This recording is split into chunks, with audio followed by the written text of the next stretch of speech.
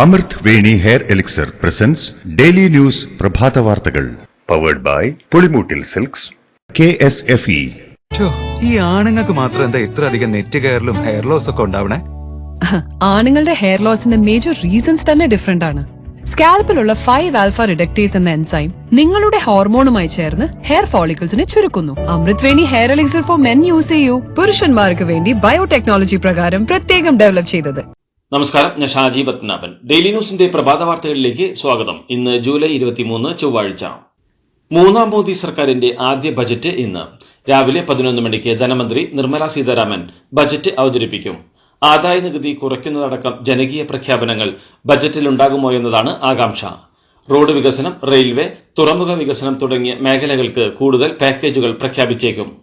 Digital India എന്ന മുദ്രാവാക്യത്തിന് ശക്തി പകരാനുള്ള പ്രഖ്യാപനങ്ങളും ബജറ്റിലുണ്ടാകും. അതേസമയം AIIMS അടക്കം പ്രതീക്ഷിക്കുന്ന കേരളത്തെ ഏത് രീതിയിൽ പരിഗണിക്കുമെന്നാണ് സംസ്ഥാനം ശ്രദ്ധിക്കുന്നത്. ബജറ്റ് ജനപ്രിയമാകുമെന്ന് പ്രധാനമന്ത്രിയും ചരിത്രപരമായ തീരുമാനങ്ങൾ പ്രതീക്ഷിക്കാമെന്ന് രാഷ്ട്രപതിയും നേരത്തെ പ്രതികരിച്ചിരുന്നു. കർണാടകയിലെ ഷിരൂരിൽ മണ്ണിടിച്ചിലിൽ കാണാതായ അർജുനന്റെ വാഹനത്തിന്റെ സിഗ്നൽ ഗംഗാവാലി നദിക്കടിയിൽ നിന്ന് കിട്ടിയതായി സൈന്യം. പുഴയിൽ കരഭാഗത്ത് നിന്ന് 40 മീറ്റർ അകലെയാണ് സിഗ്നൽ കിട്ടിയിട്ടുള്ളത്. ലോറി ചളിമണ്ണിൽ പൂണ്ട് പുതഞ്ഞുപോയിരിക്കാനുള്ള സാധ്യത തള്ളാനാവില്ല. എന്നാൽ കനത്ത ഒഴുക്കാണ് പുഴയിലുള്ളത്. നാവികസേന സിഗ്നൽ കിട്ടിയ സ്ഥലത്ത് ഇന്ന് വിശദമായ തെരച്ചിൽ നടത്തും. വെള്ളത്തിൽ ഉപയോഗിക്കാവുന്ന Ferex ലൊക്കേറ്ററും deep search mine ഡിറ്റക്ടറും ഉപയോഗിച്ചാവും signal ലഭിച്ച ഭാഗത്ത് തിരച്ചിൽ നടത്തുക. കർണാടകയിലെ ദേശീയപാതയിലെ മണ്ണിടിച്ചിലിൽ കാണാതായ അർജുന് വേണ്ടിയുള്ള തെരച്ചിലിൽ കരഭാഗത്തെ പരിശോധന പൂർത്തിയാക്കിയെന്ന് സതീഷ് സൈൽ MLA. ഇന്നു മുതൽ പുഴയിൽ കൂടുതൽ പരിശോധന നടത്തുമെന്നും ഡ്രഡ്ജിംഗ് സാധ്യതകളും പരിശോധിക്കുന്നുണ്ടെന്നും ഇതിനുള്ള അനുമതി തേടുമെന്നും MLA പറഞ്ഞു. NDRFിൽ നിന്ന് റിട്ടയർ ചെയ്ത വിദഗ്ധൻ ഇന്ന് സ്ഥലത്തെത്തുമെന്നും MLA പറഞ്ഞു. അർജുന് വേണ്ടിയുള്ള സൈന്യത്തിന്റെ തെരച്ചിലിൽ അതൃപ്തി അറിയിച്ച് അർജുന്റെ കുടുംബം വലിയ പ്രതീക്ഷയിലായിരുന്നുവെന്നും എന്നാൽ വേണ്ടത്ര ഉപകരണങ്ങളില്ലാതെയാണ് സൈന്യം എത്തിയതെന്നും അമ്മ ഷീല പറഞ്ഞു. ഒരു മനുഷ്യന് ഇത്രയേ വിലയുള്ളൂവെന്ന് ചോദിച്ച അമ്മ അവിടെ ലോറി ഇല്ലെന്ന് സ്ഥാപിക്കാനാണ് ശ്രമമെന്നും മാധ്യമങ്ങളോട് പറഞ്ഞു. നിപ്പ വൈറസ് രോഗിയുടെ സമ്പർക്ക പട്ടികയിൽ ഉൾപ്പെട്ട 9 പേരുടെ സാമ്പിളുകൾ നെഗറ്റീവ്. മലപ്പുറത്ത് സമ്പർക്ക പട്ടികയിൽ ഉൾപ്പെട്ടിരുന്ന 13 പേരുടെ സാമ്പിളുകളാണ് വൈറോളജി ഇൻസ്റ്റിറ്റ്യൂട്ടിലേക്ക് അയച്ചിരുന്നത്. ഇവരിൽ 9 പേരുടെ ഫലമാണ് വന്നത്. മരിച്ച 14കാരന്റെ സമ്പർക്ക പട്ടികയിൽ 406 പേരാണുള്ളത്. ഇവരിൽ 194 പേർ ഹൈറിസ്ക് വിഭാഗത്തിലുണ്ട്. ഇവരിൽ 139 പേർ ആരോഗ്യ പ്രവർത്തകരാണ്. നിപ്പ സമ്പർക്ക പട്ടികയിലുണ്ടായിരുന്ന തിരുവനന്തപുരത്തെ 2 പേരുടെ പരിശോധനാ ഫലങ്ങൾ നെഗറ്റീവാണെന്ന് ആരോഗ്യമന്ത്രി വീണ ജോർജ് അറിയിച്ചു. തോന്നയ്ക്കൽ വൈറോളജി ഇൻസ്റ്റിറ്റ്യൂട്ടിൽ നടത്തിയ പരിശോധനയുടെ ഫലമാണ് പുറത്തുവന്നത്. അമ്മയും മകളുമാണ് തിരുവനന്തപുരത്ത് നിപ്പ നിരീക്ഷണത്തിലുണ്ടായിരുന്നത്. അമീബിക് മസ്തിഷ്ക ജ്വരം ബാധിച്ച് ചികിത്സയിലായിരുന്ന കോഴിക്കോട് മേലടി സ്വദേശിയായ 14 വയസ്സുകാരൻ രോഗമുക്തി നേടി. രാജ്യത്ത് തന്നെ അപൂർവമായാണ് അമീബിക് മസ്തിഷ്ക ജ്വരം സ്ഥിരീകരിച്ച ഒരാൾ രോഗമുക്തി നേടുന്നത്. 97% മരണനിരക്കുള്ള രോഗത്തിൽ നിന്നാണ് കുട്ടിയെ ജീവിതത്തിലേക്ക് തിരികെ എത്തിക്കാൻ സാധിച്ചത്. ഏകോപനത്തിനും ചികിത്സയ്ക്കും നേതൃത്വം നൽകിയ മുഴുവൻ ടീമിനെയും ആരോഗ്യമന്ത്രി വീണ ജോർജ് അഭിനന്ദിച്ചു. കണ്ണൂർ ഉദയഗിരി ഗ്രാമപഞ്ചായത്തിലെ സ്വകാര്യ ഉടമസ്ഥതയിലുള്ള പന്നി ഫാമിൽ ആഫ്രിക്കൻ പന്നിപ്പനി സ്ഥിരീകരിച്ചു. ഈ ഫാമിലെയും കൂടാതെ പ്രഭവ കേന്ദ്രത്തിന്റെ 1 കിലോമീറ്റർ ചുറ്റളവിലുള്ള മുഴുവൻ പന്നികളെയും അടിയന്തരമായി ഉന്മൂലനം ചെയ്ത് മാനദണ്ഡങ്ങൾ പ്രകാരം സംസ്കരിക്കാനും ജില്ലാ ദുരന്ത നിവാരണ അതോറിറ്റി ചെയർമാനായ ജില്ലാ കളക്ടർ അരുൺ K. വിജയൻ ഉത്തരവിട്ടു. മണ്ണാത്തിക്കുണ്ട് ബാബു കൊടകനാലിന്റെ ഫാമിലുള്ള പന്നികൾക്കാണ് നിലവിൽ പന്നിപ്പനി സ്ഥിരീകരിച്ചത്. പണ്ട് മുത്തശ്ശിയുടെ കല്യാണക്കഥ കേട്ട മുതലെയുള്ള ആഗ്രഹമാണ് അന്നത്തെ മുത്തശ്ശിയെ പോലെ എന്റെ കല്യാണത്തിന് എടുത്തൊരുങ്ങണമെന്ന്.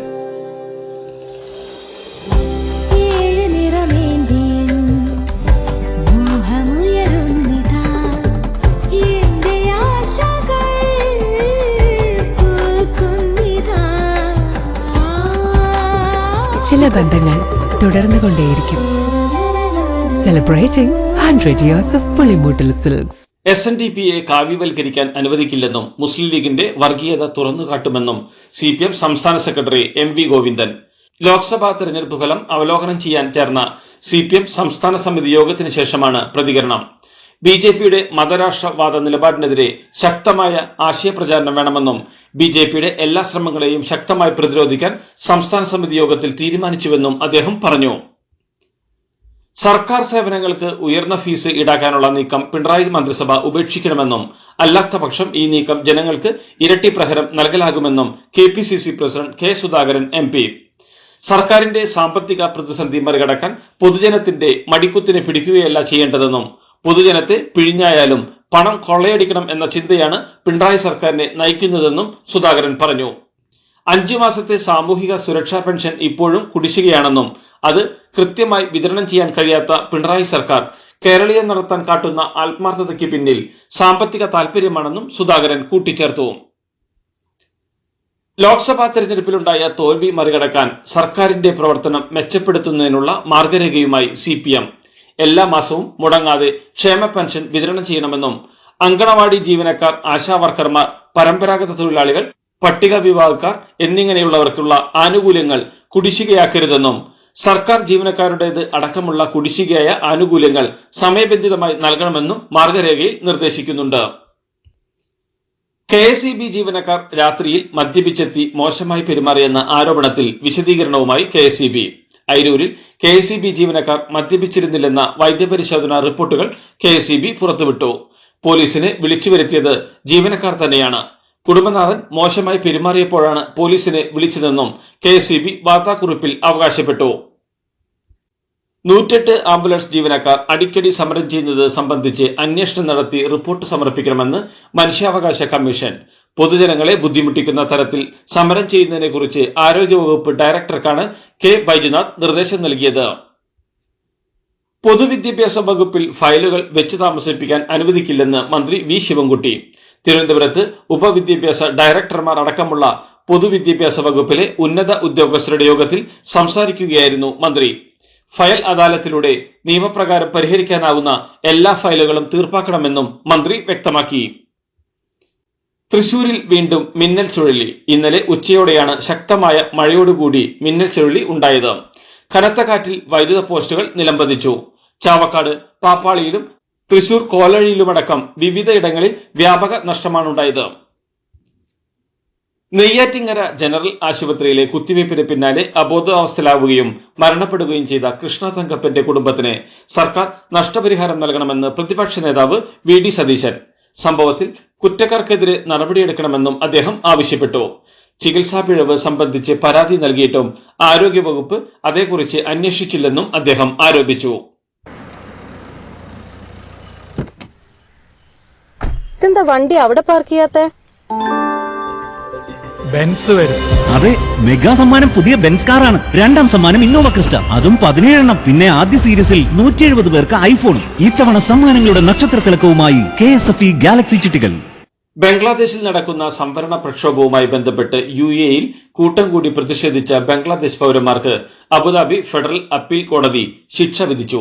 3 ബംഗ്ലാദേശ് പൗരന്മാർക്ക് ജീവപര്യന്തം തടവും 54 പേർക്ക് ജയിൽ ശിക്ഷയുമാണ് വിധിച്ചത്.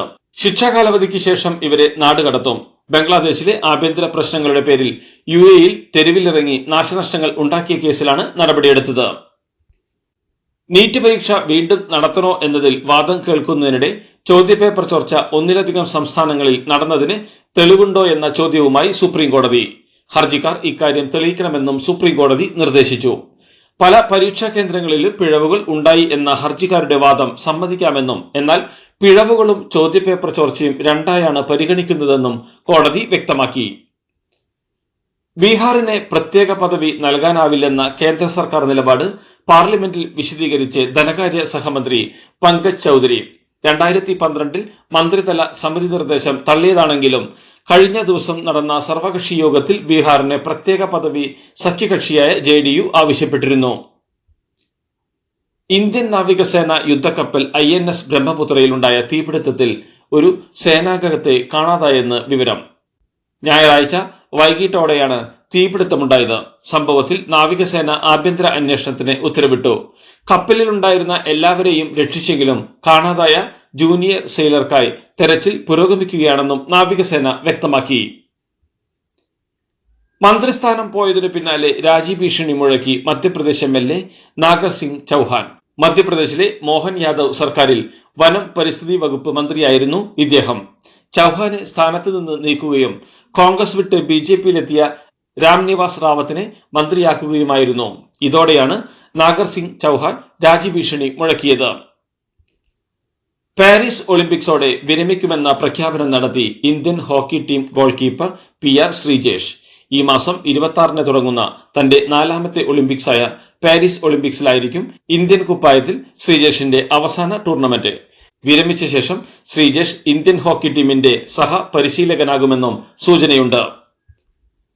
ഒളിമ്പിക്സ് ചരിത്രത്തിൽ ഇന്ത്യയുടെ ആദ്യത്തെ വ്യക്തിഗത സ്വർണ്ണ മെഡൽ നേട്ടത്തിന് ഉടമയായ അഭിനവ് ബിന്ദ്രയ്ക്ക് അന്താരാഷ്ട്ര ഒളിമ്പിക്സ് കമ്മിറ്റിയുടെ പരമോന്നത ബഹുമതിയായ ഒളിമ്പിക് ഓർഡർ സമ്മാനിക്കും. അന്താരാഷ്ട്ര ഒളിമ്പിക്സ് കമ്മിറ്റി എക്സിക്യൂട്ടീവ് ബോർഡിന്റേതാണ് തീരുമാനം. 22 വർഷം നീണ്ട കരിയറിൽ 150-ലധികം മെഡലുകൾ നേടിയിട്ടുള്ള അഭിനവ് ബിന്ദ്രയെ രാജ്യം പത്മഭൂഷൺ പുരസ്കാരമടക്കം നൽകി ആദരിച്ചിട്ടുണ്ട്. ഇതോടുകൂടി ഡെയിലി ന്യൂസിന് ഇന്നത്തെ പ്രഭാത വാർത്തകൾ സമാപിക്കുന്നു. ഡെയിലി ന്യൂസിന് വേണ്ടി വാർത്തകൾ വായിച്ചത് ഷാജി പത്മനാഭൻ. ഡെയിലി ന്യൂസ് ലൈവ്.in വാർത്തകൾ വിരൽ തുമ്പിൽ.